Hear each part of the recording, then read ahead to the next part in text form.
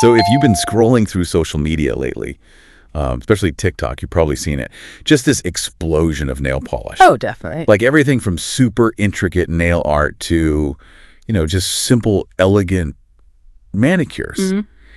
And there's been this real buzz lately about what it all means. It's absolutely true. It feels like our nails have become this like amazing little canvas for self-expression. Yeah. And yeah, there's this whole fascinating, sometimes kind of funny conversation happening about the messages we might be sending. Or receiving. Exactly. Or receiving through our polish. So today, we're taking a deep dive into this whole nail color theory.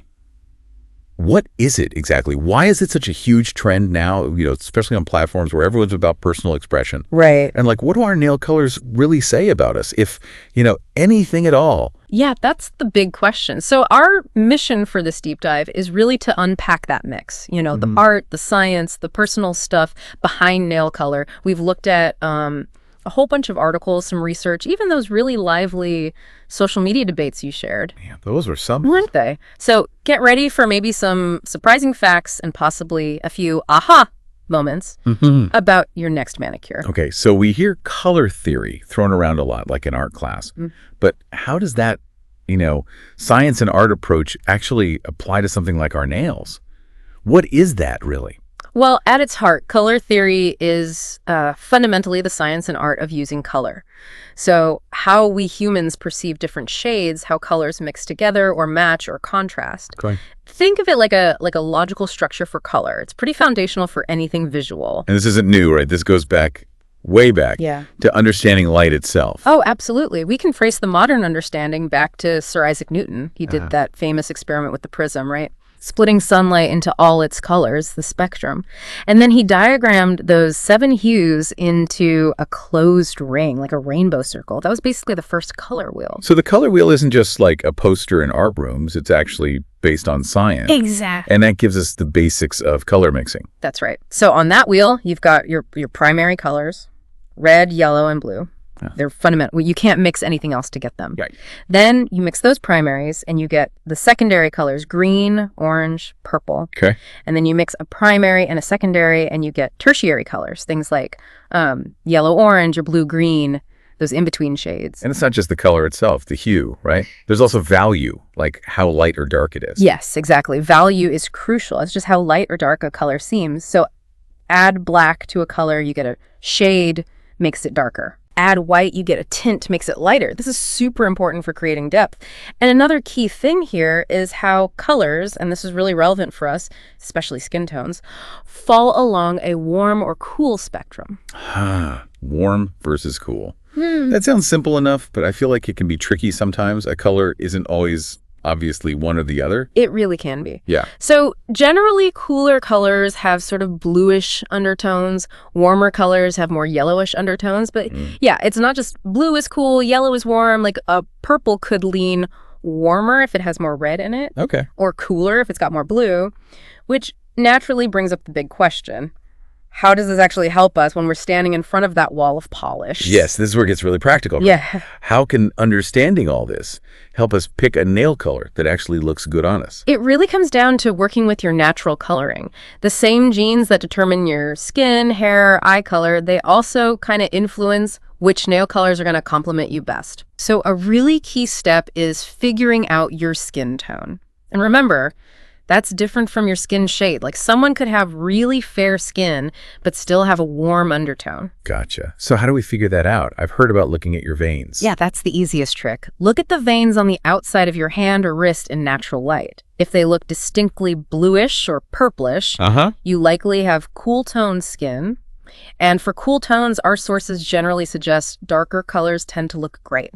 Think gray, brown, burgundy, deep greens, navy, bold blues. Okay.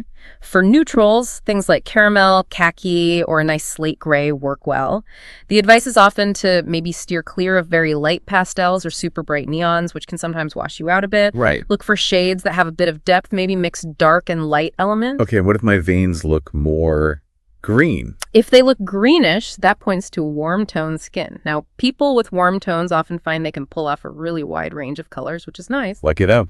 Kind of, but brighter or darker shades often look particularly striking. Good neutrals for warm tones include pure whites, deep blacks, navy blue, or like a rich, deep chestnut brown. The main thing to maybe avoid is shades that are too close to your actual skin color, as that can look a bit bland. Or if you have strong green or yellow undertones, maybe avoid super strong greens and yellows in your polish, as they might clash or, again, wash you out. And what about people who look and just think, Yeah. it's kind of both. Or neither. That usually means you have neutral toned skin. You kind of get the best of both worlds. Right. You have a lot of flexibility with both warm and cool shades. But even with neutral skin, you probably want to avoid colors that exactly match your skin just to keep things from looking washed out. And sometimes really bright neons like electric yellow or green can be a bit challenging. Worth experimenting though, and it's actually pretty amazing how picking colors that complement your skin tone can visually change things, like make your nail bed seem longer, sleeker, or just give your hands a more sophisticated look overall. Yeah. It really makes the polish pop in the right way. Okay, all right, this is where it gets really fun. And let's be honest, sometimes a bit wild. We've talked science, but now these nail theories that are just everywhere on social media. Oh, yeah. Are manicures actually sending secret signals about our personality or even our relationship status? Like, really? That is the million-dollar question, isn't it? And it's become such a massive part of the nail polish conversation. But while these nail theories are super popular, especially on TikTok, it's really, really important to state up front. They are not based on scientific evidence. Okay, good disclaimer. Yeah, or like universal truths. They're much more in the realm of fun internet trend, Yeah. you know, a lighthearted, playful way to engage with color and express yourself. But the power they have for a lot of people is simply in how they make you feel. Right. It's about the vibe, the perception, not actual psychology. Exactly. And there are so many, like the red nail theory. Yeah. That one is huge. Everyone seems to be talking about that one. Oh, the red nail theory is definitely the most famous. The original TikTok claim was kind of specific, right? That red nails attract men because they supposedly remind them of their mothers. Which sounds questionable. Yeah, experts pretty much dismiss that specific reason. But the broader idea, that red connects to confidence, power, passion, attraction. That's pretty well established culturally. Sure.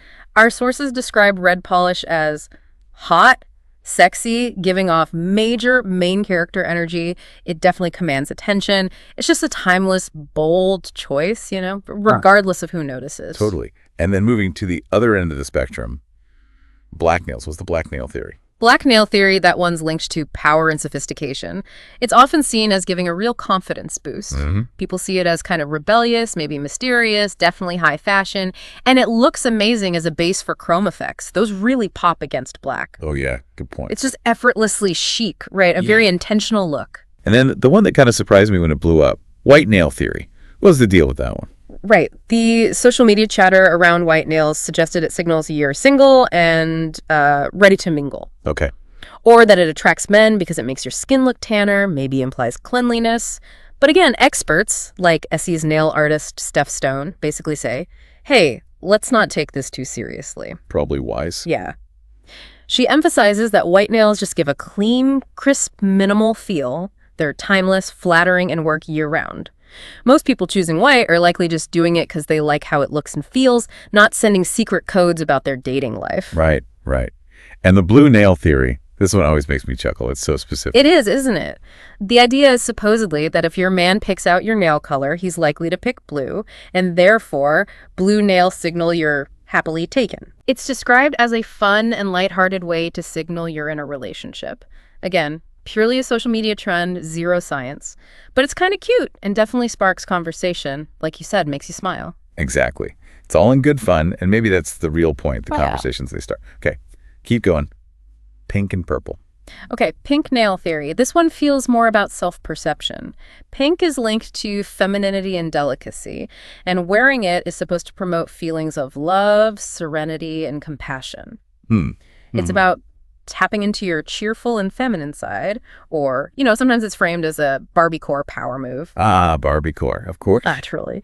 And then purple nail theory. This one taps into history a bit. Purple's historical association with royalty and wealth. Right. Tyrian purple and all that. Exactly. Right. So purple nails are theorized to help you manifest luxury, evoke sophistication, maybe wisdom. Probably won't magically make you rich. Darn. Yeah, but it can certainly make you feel a bit more luxurious and put together. And lastly, there's the short nail theory, which feels almost like a reaction against all the super long nails we see sometimes. It totally does. Yeah. In a world where long nails often get the spotlight, the theory goes that choosing short nails shows an extra layer of confidence. Interesting. It's about embracing what feels true to you, like owning your choice, not trying to hide shorter nails or conform to a specific trend. It's about authenticity. So, after looking at all this, the color science, these fun internet theories, the history, I think the biggest takeaway is just how deeply personal nail color is. It's less about proving some TikTok theory, right? And more about maybe reflecting your mood that week or your energy. Or it's just that little ritual of self-care or rebellion or creativity. Exactly. So while we can talk about, complementary colors and what red supposedly means this week, the real message is the one you feel when you look down at your hands. It's you saying, like one source put it, this is what I wanted, so I did it. End of story. Which actually leads perfectly into another big question people always seem to be debating. Should your nail polish match your outfit or your jewelry? There are strong opinions out there. Oh, definitely. It's a classic debate. But the overall vibe from our sources, including lots of lively online chats about it, leans heavily towards personal preference and maybe complementation rather than strict identical matching. Right. I mean, lots of people point out pretty logically that your nails last for days, maybe weeks, but your outfit changes daily, so matching constantly is a lot. Impractical. Totally. As one Reddit user perfectly said, life is too short to not paint your nails whatever color you want. I love that. So it's more about things looking good together rather than being exactly the same color. Precisely. The preference seems to be more towards complementing or contrasting, like having colors that work well together or provide a nice pop against each other. Another great Reddit quote was, colors are friends with their neighbors and lovers with their opposites. Huh. That's good. I like that. Isn't it? Now that said, for special occasions like a wedding or a really formal event, people are definitely more likely to coordinate or match their nails for that polished, cohesive look. Sure, that makes sense. But day to day, nails are an accessory. They can match, they can complement, they can contrast, they can even, totally clash as long as you like how it looks. It's pretty freeing, really. And wasn't there a fun historical tidbit about this? Like, things used to be much stricter. Oh, absolutely. Someone mentioned how way back, the rule was absolutely that the nails should match the lipstick. Wow. And remember, this was when nail colors were mostly reds and pinks. We didn't have the greens, blues, yellows we have now. Plus, your purse had to match your shoes. Oh my gosh, yes. My grandmother used to talk about that. See, so we've definitely loosened up. Much more room for personal style now. Thank goodness. But okay, for those times when you do want things to look coordinated, maybe not identical, but harmonious, what are some good guidelines? Well, a good starting point is just thinking about the main color in your outfit. If you're wearing a lot of one color, you could pick a nail shade that complements it. Or go safe with neutrals, nude, black, white. Those pretty much go with everything. Always a safe bet. Definitely. You could also think about your accessories, maybe match your nail polish to your earrings or a scarf. Or use your nails for contrast, like if you're wearing silver jewelry, maybe a cool-toned metallic polish, or even a contrasting warm color could look really sharp. And seasons play a big role too, don't they? I know my go-to colors definitely shift with the weather. They absolutely do. It's natural. For spring and summer, we tend to reach for lighter, brighter, more playful shades, right? Yeah. So like pastel pinks, mint greens, maybe a sunny yellow, peachy corals, that classic pool blue. Sheer pinks and iridescent top coats are also huge for that fresh, glowy look. Then comes fall and winter, and we shift into those richer, deeper tones. Plums, forest greens, dark chocolate browns, those lovely cherry cola reds, deep burgundy, elegant slate grays. They just feel right with cozy sweaters and darker clothes. Totally. And then there are the classics, the ones that just always work no matter the season, no matter the outfit. The neutrals. Exactly. The trusty neutrals. We actually pulled together a list of about 12 classic neutral nail colors that just have timeless appeal, total versatility. Okay, let's hear them. So you've got your obvious ones: white, ivory, black, gray, brown, tan, beige. Then also light pink, peach, mauve. And interestingly, Olive and even butter yellow are now often considered neutrals too. Olive and butter yellow as neutrals. Yeah, it's kind of cool how the definition has expanded. They're surprisingly versatile and can pair with so many different styles and colors, so they've kind of earned that neutral status for a lot of people. Shows that neutral doesn't just mean beige anymore. Okay, this has been great, but we can't wrap up without looking back a bit. Where did nail polish even come from? The history must be pretty interesting. Oh, it's fascinating and way, way older than most people probably think. Nail polish, or at least nail coloring, has this incredibly rich ancient history. We're talking thousands of years back. Thousands? Seriously, give us some examples. Seriously ancient. So around 3200 BC, over 5,000 years ago in Babylonia, warriors were apparently using coal, like eyeliner, to color their nails before battle. Whoa, for battle. Yeah, and the colors might have even signified class, with maybe black nails for higher-ranking warriors. Then jump to China around 3000 BC. Nail color was definitely used to show rank and dynasty. The upper classes used stuff like beeswax, egg whites, gelatin to make nail colors. Wow. And the ruling dynasties often wore specific, highly pigmented colors like reds and metallics. And get this, in some periods, if you wore the royal nail color and you weren't royal, the punishment could actually be death. No way. That's intense. Yeah, right. And we can't forget ancient Egypt. Cleopatra, supposedly as far back as 5000 BC, was known for using henna to get those deep, blood-red nails. It was all about status. So it really started as this very serious status symbol. When did it start shifting towards, personal style like we see it today? Well, it was a gradual evolution over centuries, from that really rigid status thing to something more accessible, more about self-expression. But the modern nail industry really started taking shape with some key milestones. Like 1878, a woman named Mary E. Cobb opened the first actual nail salon in the U.S. It was called Mrs. Prey's Manicure. She'd learned the techniques in France. Okay. And she invented the emery board. The emery board. Wow. Okay, that's huge. Right. A total game changer. Then for the actual liquid polish, Q-Tech started around 1911, first with a cuticle product, but by 1925, they had popular liquid nail polishes. Then 1932 is a big one. A makeup artist, Michelle Menard, was apparently inspired by the super glossy finish on cars. Yep. Automobile paint. She worked to perfect a similar glossy lacquer for nails, and that led to the launch of Revlon. They started just selling nail enamel in different colors, which was pretty revolutionary then. And then things got accidental with dentist. Kind of an amazing story, right? 1957, a dentist named Frederick Slack broke his nail while working. Ouch. Yeah. So he used some aluminum foil and dental acrylic from his lab to kind of patch it up, creating a temporary fix. But it looked so realistic. That sparked an idea, and he and his brother ended up patenting the first acrylic nail extension. That's incredible. Born from a broken nail. Exactly. And then, fast forward to 1975, Jeff Pink, who founded the brand Orly, needed a versatile nail look for runway models who were doing constant, quick costume changes. He created that clean pink and white tip look. The French manicure. The French manicure, designed specifically for practicality on the runway. Amazing. And how did we get from there to, the massive industry and all the gel polishes and trends we have now? Well, the 1980s saw nail wraps emerging and the very first attempts at gel polishes, though the curing technology needed time to develop properly. Brands like Essie really took off in the early 80s, partly thanks to celebrity endorsements. Then you had iconic moments in the 90s, like Chanel's Rouge Noir becoming this huge cult favorite. Oh, I remember that. Right. And from there, it just exploded. Today, it's this multi-billion-dollar global industry, constantly innovating with new formulas, new techniques, and fueled massively by social media and all those trends we've been talking about. Wow.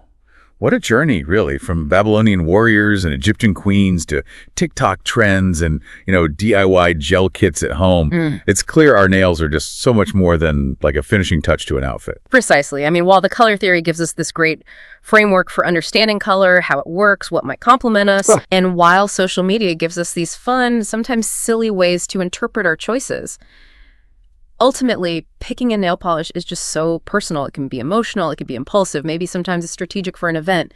But the decision, it's always, always yours. So maybe the final thought for everyone listening is, just take a second today, look down at your nails. What's that color saying to you right now?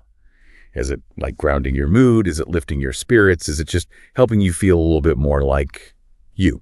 So play with it. Experiment. Don't worry too much about the rules or the theories, because really, your taste on your terms for your nails, that's where the real message is.